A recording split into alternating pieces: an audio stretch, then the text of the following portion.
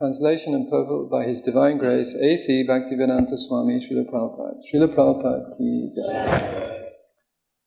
Translation. Sarvabhauma Bhattacharya then suggested, if Sri Chaitanya Mahaprabhu would like, I could bring him into a first-class sampradaya by offering him saffron cloth and performing the reformatory process again. Purport. The Bhattacharya wanted to reinstate Sri Chaitanya Mahaprabhu into the Saraswati Sampradaya because he did not like the Lord's belonging to the Bharati Sampradaya or Puri Sampradaya. Actually, he did not know the position of Lord Chaitanya Mahaprabhu. As the Supreme Personality of Godhead, Chaitanya Mahaprabhu did not depend on an inferior or superior Sampradaya. The Supreme Personality of Godhead remains in the supreme position in all circumstances.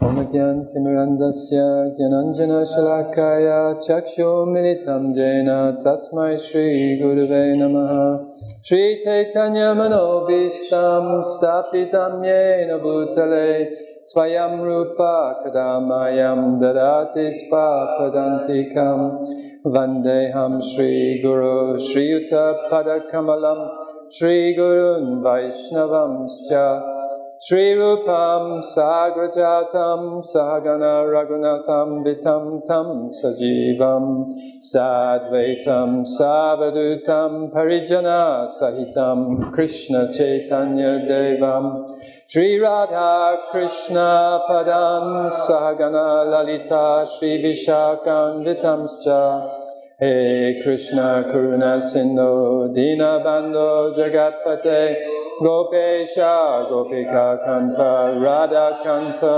Namostute Tapta Kanchana Gourangi Radhe Vrindavaneshwari Vrishabhanu Sute Devi Pranamami Hari Priye Vancha Kalpa Trubhyascha Kripa Sindhu Bhyevacha Patitanam Pavanebhyo Vaishnavebhyo Namo Namaha Shri Krishna Chaitanya Prabhu Nityananda Advaita Gadadhar Srivasadi Gaura Bhakta Vrinda Hare Krishna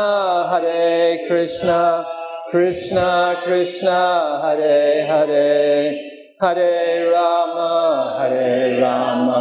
Rama Rama Hare Hare Kahena Yadi Punarapi Yoga Patadiya Samskara Karya Uttama Sampradaye Aniya. Sarvabhauma Bhattacharya then suggested, if Sri Chaitanya Mahaprabhu would like, I could bring him into a first-class sampradaya by offering him saffron cloth and performing the reformatory process again. Namo Vishnu.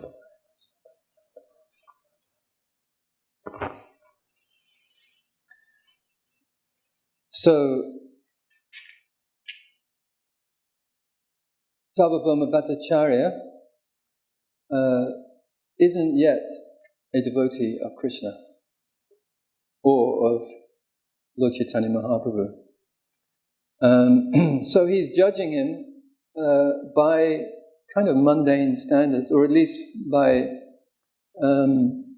the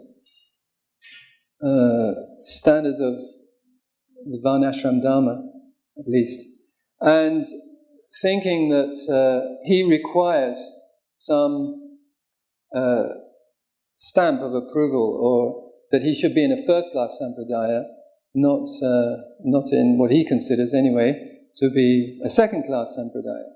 But of course, the Lord is never dependent on any designation. Just like we're dependent on so many designations. We're thinking of ourselves in so many different ways, like our gender, man or woman. We're thinking of ourselves as young or old, of one nationality or another nationality, educated or uneducated. So many designations, but the Lord is above all designations. Or you could say that all designations are within Him. But He's not dependent. He doesn't require some official stamp, like you're in the highest sampradaya, the Saraswati sampradaya. He doesn't require that. So one point I was thinking of in relation to this, especially the purport, what Prabhupada says, is that he says, well, first of all, he says that Chaitanya Mahaprabhu is the Supreme Personality of Godhead. And then he says, the Supreme Personality of Godhead remains in the supreme position in all circumstances. So it doesn't matter what position he seems to be in, and we are all familiar with occasions where the Lord took a very humble position, it's the position of a servant. So many instances. Obviously, the most famous, I should think, is how he became the chariot driver, Parthasarathi of Arjuna. That's a very humble position. Arjuna's fighting, he's the great warrior, he's the one in charge, and he has to inform his driver, his chariot driver, to go right, to go left. And how does he do that? He uses his feet, he kicks him on the right-hand side or on the left-hand side, because his hands are full. He can't use his hands, he can't say, it's so noisy. He can't say to him, please turn right, or please turn left. No, there's not that opportunity. He won't. It's not possible. There's tumultuous situation going on. So he kicks him on the right-hand side or the left-hand side, and then Krishna knows what to do anyway. But anyway, that's the position that he's taken. And then we can think of some other examples of the Lord appearing not to be in the supreme position in all circumstances. Like in the Rajasuya Yajna, what was the position that the Lord took? Washing the feet of the guests. Very humble position he is taking. How humble is Krishna? So for him, he doesn't demand respect, he doesn't expect respect. He just commands it. It just naturally, it doesn't matter what position he's in, he's always actually supreme, even though he appears to be in an inferior position. And I'm sure you could think of some more examples of that. But actually, the Lord also likes to not be in the supreme position.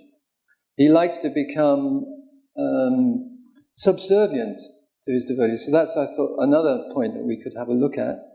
Although Prabhupada says the Supreme Personality of God remains in the supreme position in all circumstances, actually, in many circumstances, he likes to become controlled in an inferior position, not just in terms of service, but and we can think of examples of that. But I thought I could just read from a few verses from the Adi Lila, chapter 4, which explains the appearance of the Lord and why he appeared. Because in that he explains this phenomenon. So, Lord Krishna thought, all the universe is filled with the conception of my majesty, but love weakened by that sense of majesty does not satisfy me. If one regards me as a supreme Lord and himself as a subordinate, I do not become subservient to his love, nor can it control me. In whatever transcendental mellow my devotee worships me, I reciprocate it with him. That is my natural behavior. In whatever way my devotees surrender unto me, I reward them accordingly. Everyone follows my path in all respects, O son of Pitta. If one cherishes pure loving devotion to me, thinking of me as his son, his friend or his beloved, regarding himself as great and considering me his equal or inferior, I become subordinate to him. So this is Krishna speaking. Regarding himself, so he's saying a devotee who thinks of Krishna as his son, his friend or his beloved, regarding himself as great and considering me his equal or inferior, I become subordinate to him. So that's a wonderful, amazing thing.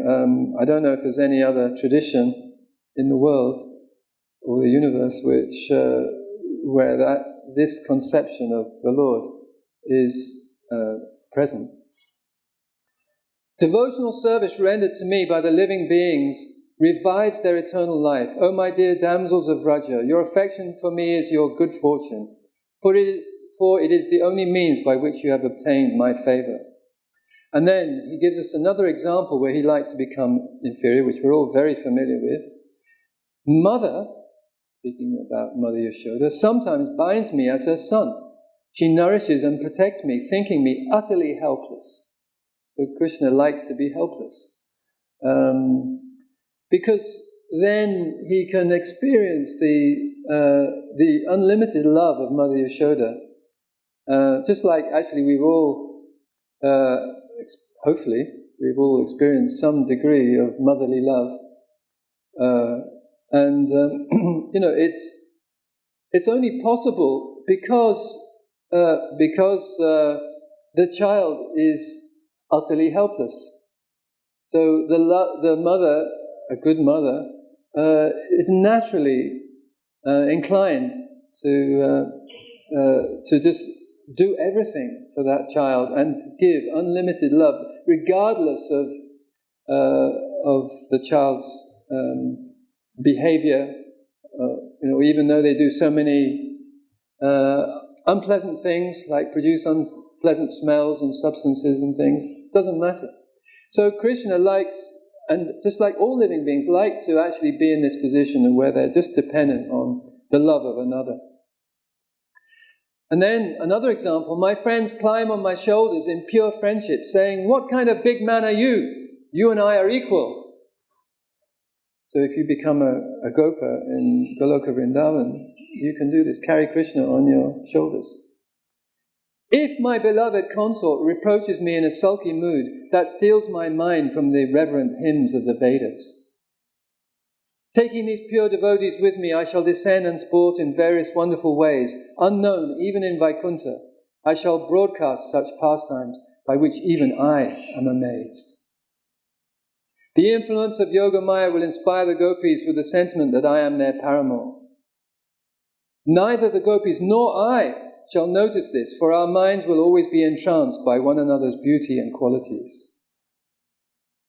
So that's a contrast to what Srila Prabhupada says, that the Supreme Personality of Godhead remains in the supreme position in all circumstances. Of course, he's always supreme, but he likes to take that inferior position. When there is pure love, of course, he won't take that position if there's not pure love.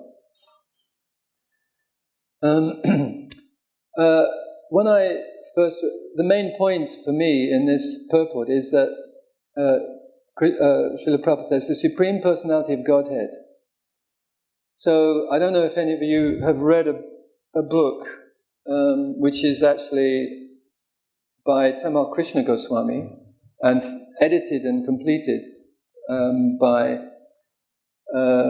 Graham M. Zweig, who is Garuda Puru, who's been here, given a number of classes here.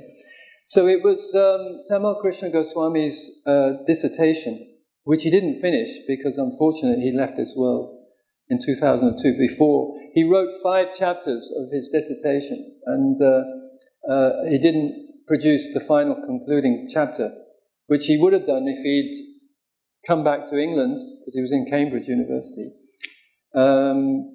So therefore, Garuda Prabhu, he's produced this book with an introduction and a concluding chapter. But the interesting thing about it, for me anyway, why it occurred to me, is because he says that Srila Prabhupada, basically this is called a living theology of Krishna Bhakti, essential teachings of A.C. Bhaktivedanta Swami Prabhupada. So there's one chapter which is entitled The Supreme Personality of Godhead, Sambandha.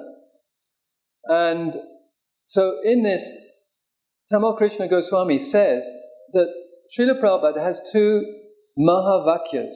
I don't know if you've heard that term before, but he uses that here. Mahavakya. So Maha means great, and Vakya means speech or sayings. So 2 great sayings. And these sayings encapsulate the whole philosophy. It's like a sutra, or a Mahavakya. Actually, in the Vedic tradition, these Mahavakyas are quite common. Shankaracharya, he had a Mahavakya, which was, according to what Tamil Krishna Goswami is, Tattvam Asi, you are that. Of course, it's a Mayavadi thing, and it's probably something that Sarvabhauma Bhattacharya would adhere to. Tattvam Asi. But there are many other sutras. In the Vedanta Sutra, for instance, Vyasadeva starts off with Atato Brahma Jigyasa. So, if you know this sutra, or if you know Vedic knowledge, then the sutra, or the Mahavakya, it actually opens up a whole world of meaning.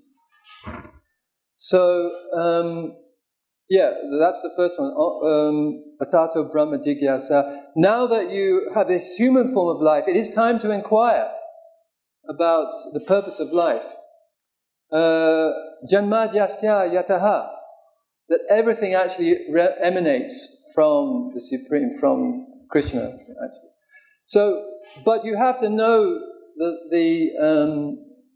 you have to know the philosophy to unpack those sutras. So in the same way, Srila Prabhupada performed a great service because he had to preach in a place where actually people had absolutely no knowledge of Krishna, of who he was. And using Sanskrit terms would not have helped, especially at the beginning.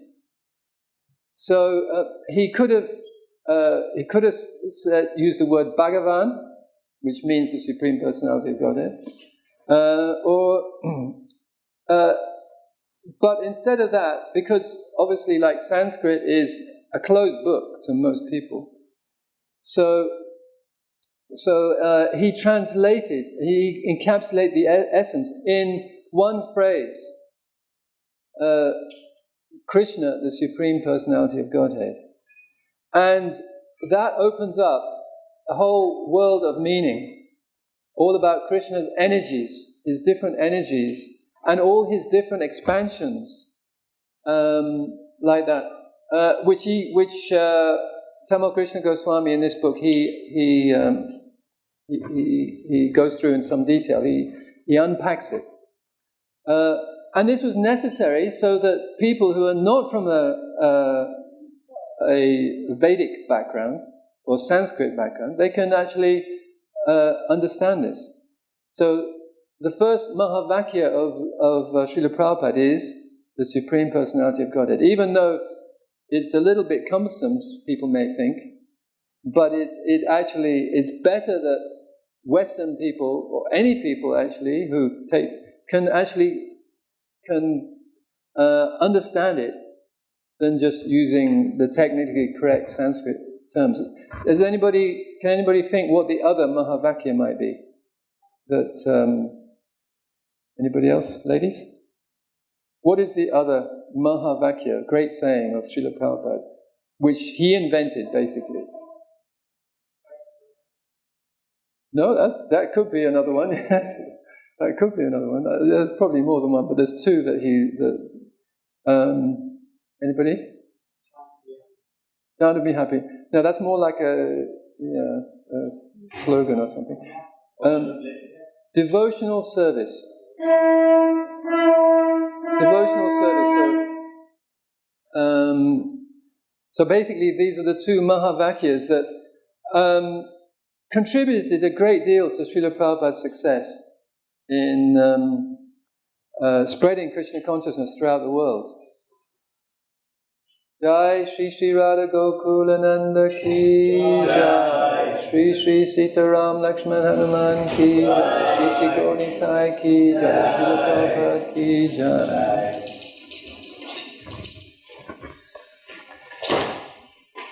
So that is one evidence of Srila Prabhupada's genius in being able to present to an audience who are completely unfamiliar with Sanskrit terms or terminology. So, Sarvabhauma Bhattacharya, he didn't know the position of Lord Chaitanya Mahaprabhu as the Supreme Personality of Godhead. So, that's not surprising because, of course, Lord Chaitanya Mahaprabhu, he was a hidden avatar, Chana avatar. He didn't want to be thought of as the Supreme Personality of Godhead. He wasn't advertising himself as the Supreme Personality of Godhead, usually. So, I'm just going to speak about an occasion where actually he did reveal himself as the Supreme Personality of Godhead, but it wasn't in public. So it's in the Chaitanya Bhagavat, Adikand, chapter 5. There's a very nice episode, which I hope we can relish a little bit.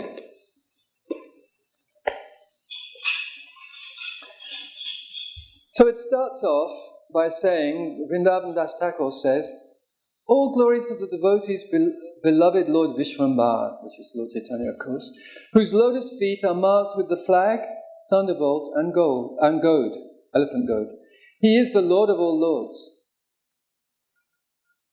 One day, Jagannath Mishra called to Vishwambara, my dear son, please bring my book.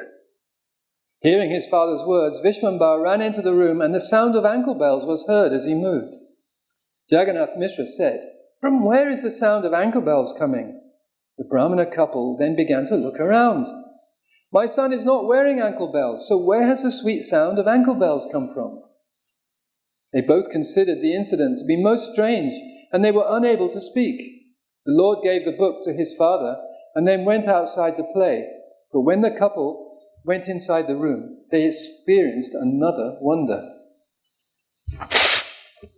Excuse me.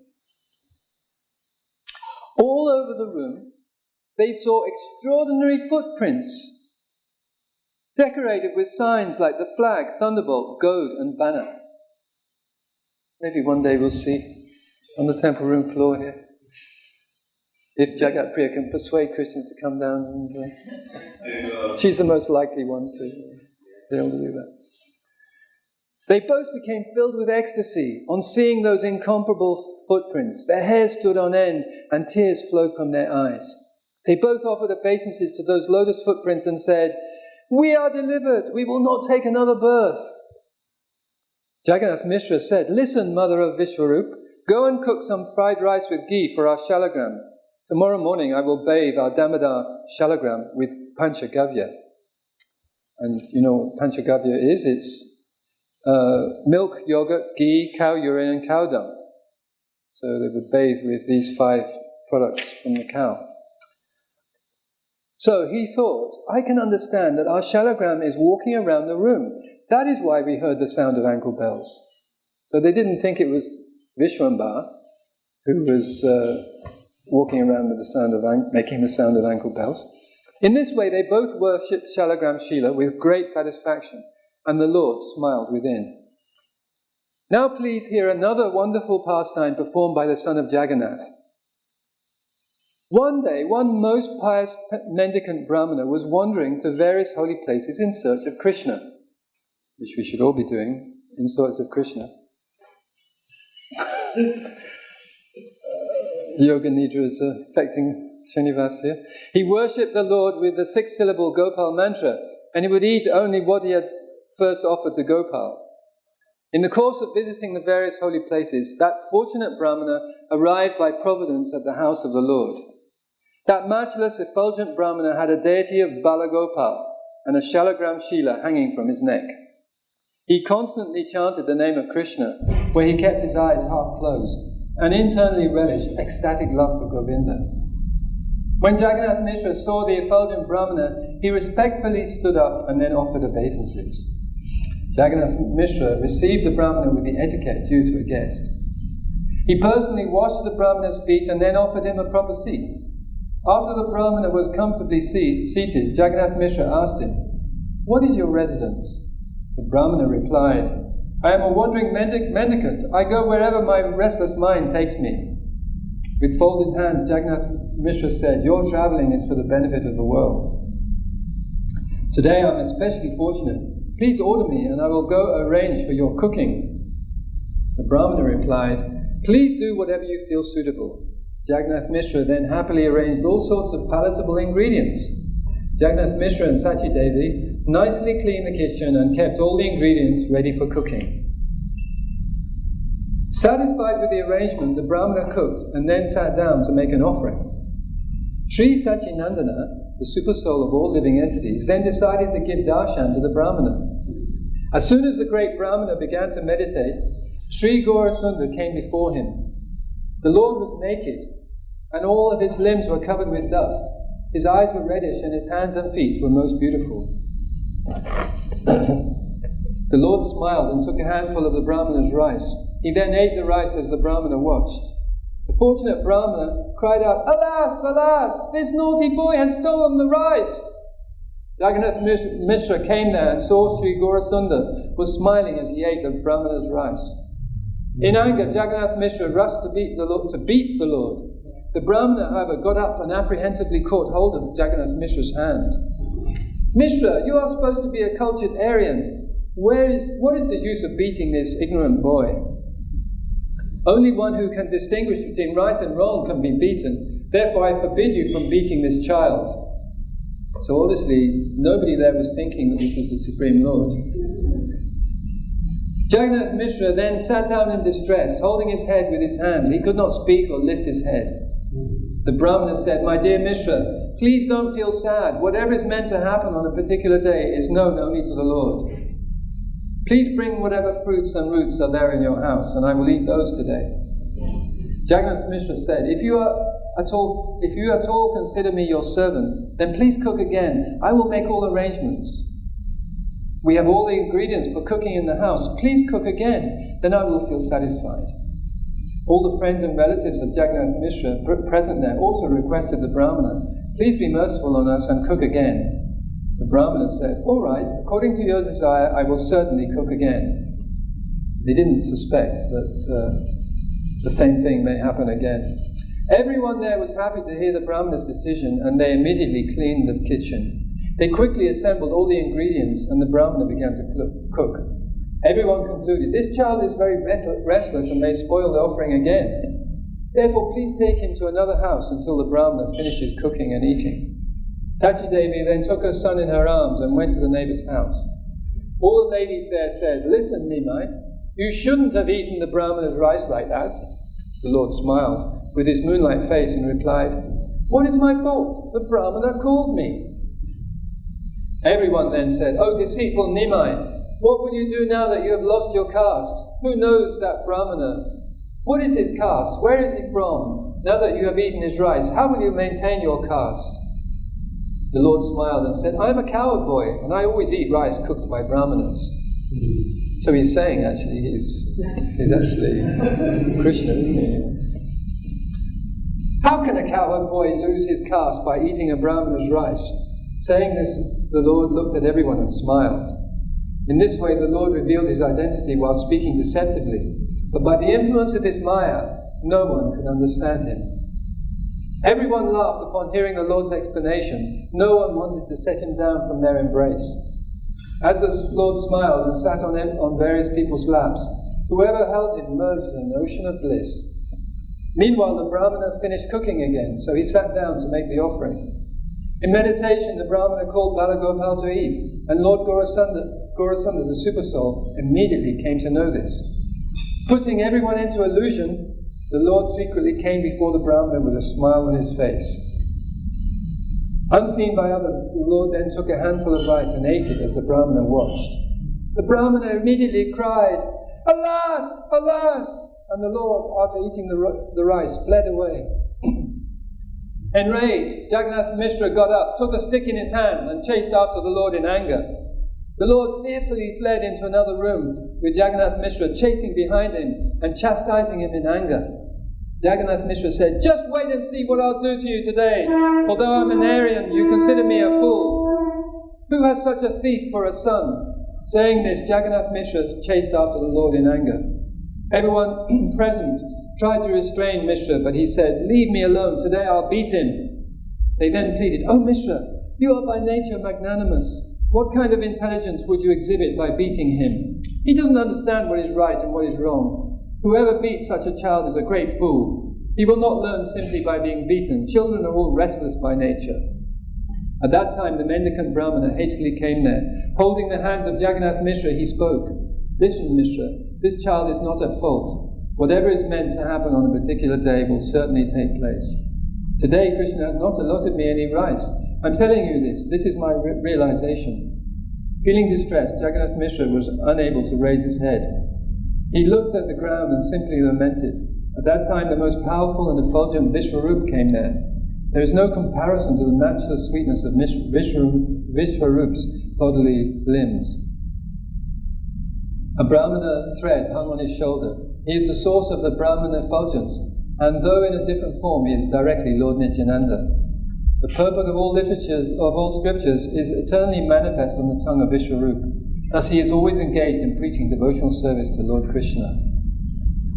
So, just to cut it a little short, Vishwarup basically persuades the Brahmana that he should cook again.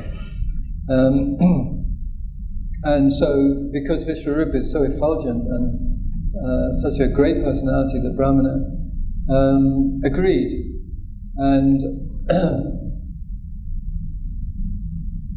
agreed to cook again after the request of Vishwarup. The Brahman said, "I have already cooked twice, yet Krishna has still not allowed me to eat. I have therefore understood that he has not allotted any rice for me today. If Krishna's sanction is not there, why should we endeavor? It is practically the middle of the night. Is it proper to cook at this time? Therefore do not make any further arrangements." But Vishwarup said, "There will be no fault if you cook. Everyone will be satisfied." Saying this, Vishwarup caught hold of the Brahmana's feet, and everyone else also requested him to cook. So he was enchanted by Vishwarup, and the Brahmana replied, "All right, I'll cook." Everyone expressed their satisfaction by chanting the name of Hari. They then quickly cleared the kitchen and brought all the ingredients for cooking. The Brahmana then began to cook, and everyone escorted Nimai to another room. Jagannath Mishra sat in front of the door where the child was detained. Everyone said, "Lock the door from the outside so that he cannot get out." Jagannath Mishra said, "That's a good idea." Thus Jagannath Mishra and others sat outside after latching the door. From inside the room, the ladies said, "Don't worry, Nimai is sleeping, he won't do anything now." As they guarded the child in this way, the Brahmana soon finished cooking. The pious Brahmana prepared a plate for offering and then sat in meditation and offered the food to Krishna. The super soul, Sri Sachinandana, knew everything. He had already decided to give darshan to the Brahmana. Thus, by the will of the Supreme Lord, Nidra Devi, the goddess of sleep, cast her spell so that everyone fell into deep sleep. Sri Sachinandana then went to the place where the Brahmana was making his offering. On seeing the child, the Brahmana cried out, "Alas, alas!" But no one heard him, for they were all fast asleep. The Lord said, "O Brahmana, you are indeed magnanimous. You call me, so what is my fault? You chant my mantra and invite me, so I cannot resist coming to you." At that time, the Lord exhibited a wonderful 8-armed form to the Brahmana. In 4 hands he held a conch shell, disc, club, and lotus flower. In 1 hand he held a pot of butter, from which he ate with another hand. Then with 2 hands he played a flute. He was decorated with the mark of Srivatsa, while a kastuba gem and a jewelled necklace hung on his chest. All of his limbs were decorated with jewelled ornaments. His head was decorated with a garland of fresh gunja seeds and a peacock feather. His moonlight face was beautified by his red lips. The Lord smiled as he rolled his eyes. His Vaijayanti flower garland and shark-shaped earrings swayed to and fro. His lotus face were adorned by jewelled ankle bells, and all the darkness was dissipated by the shining of his toenails. The Brahmana also saw the abode of Vrindavan filled with wonderful kadamba trees and the chirping of various birds. He saw cowherd boys and girls in all directions. Indeed, whatever he had meditated on, he saw manifest before him. So this is where Lord Chaitanya Mahaprabhu revealed his actual form, or as Krishna, as the Supreme Personality of Godhead. Then he made the Brahmana promise that he wouldn't reveal this to anybody. So I thought this was a nice episode where we can see how the Lord is not revealing himself as the Supreme Personality of Godhead normally, but where he does on occasions. So, as yet, this is not known by Sarvabhauma Bhattacharya, but it will be in due course of time. He will understand that Krishna is the Supreme, that Lord Chaitanya Mahaprabhu is the Supreme Personality of Godhead as well. So I'll finish there. Are there any comments or questions?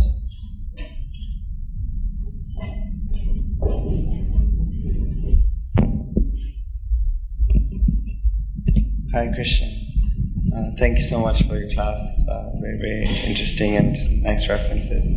It just, as you were speaking, it just made me have this thought. It's probably not directed to any point mentioned specifically, but I was just thinking, what hope do we have? Because you were mentioning about, how Krishna becomes subordinate to those who, view him as inferior or, as equals and stuff, because they probably are not having that knowledge, I'm assuming, of his supremacy. But we are practicing, and the foundation of our practice is the Lord's supremacy. So is it in our practice, as we keep on practicing, knowing that Krishna is the Supreme Personality of Godhead, that as we're practicing, we'll be able to reveal have those emotions or that transcendental sentiment while still in this body, having that realization, or is that something that will happen after we leave this body? I'm sure there are devotees who will have that realization in this lifetime. It depends on the individual, doesn't it? So it's possible to have, even with this foundation of Krishna's Supreme Personality of Godhead, Swayam Bhagavan, the Shastra says, we can still have that. Thinking he is inferior? Yeah. Like that. I mean, I'm sure it's possible, but it will be very rare, I would say. I mean, I don't know. Did Srila Prabhupada consider Krishna as inferior? I don't know. Depends. Depends on his original form, I suppose. And maybe not at all times. At different times. But it is possible, I'm sure. There's some who are just completely into their swarup, even within this lifetime. But for most of us, I think we probably have to leave this body. I mean, I don't have personal experience. I was thinking in Ramuni, when he speaks in Bhagavatam, he mentions in, I think it's in first canto, that after he left his body, that he was in, when his mother had left. It's then when he got that form of transcendence, so he had a full realization. So I always thought it's after, and not in the current present. Well, it may be. But I think it's, anyway, it's possible. I can't give any reference though, so nothing.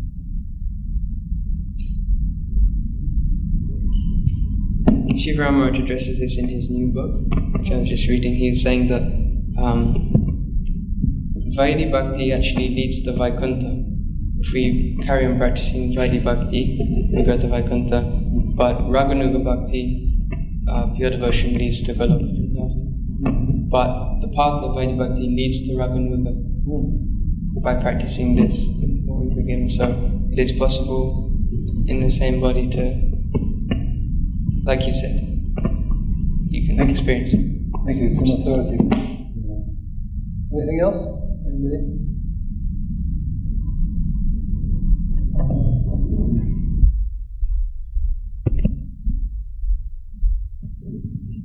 Janani Das was quoting about the scarcity of devotees in this world, And it says in Bhagavad Gita, there are very few who come to understand the Supreme.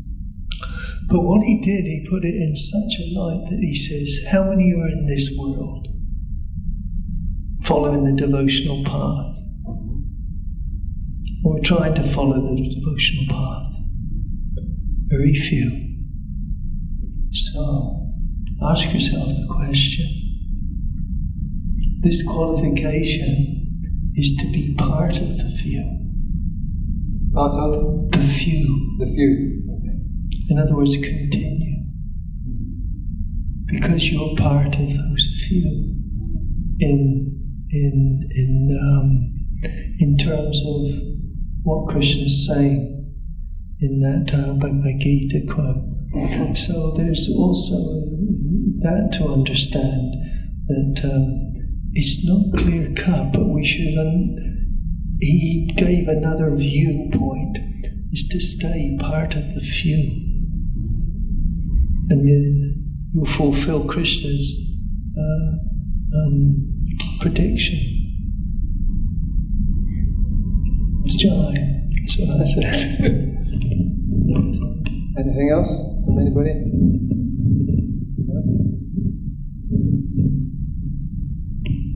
Gandhara Shri Chaitanya Charitamrita ki jai, Shri Prabhupada ki jai, Nitai Gaur.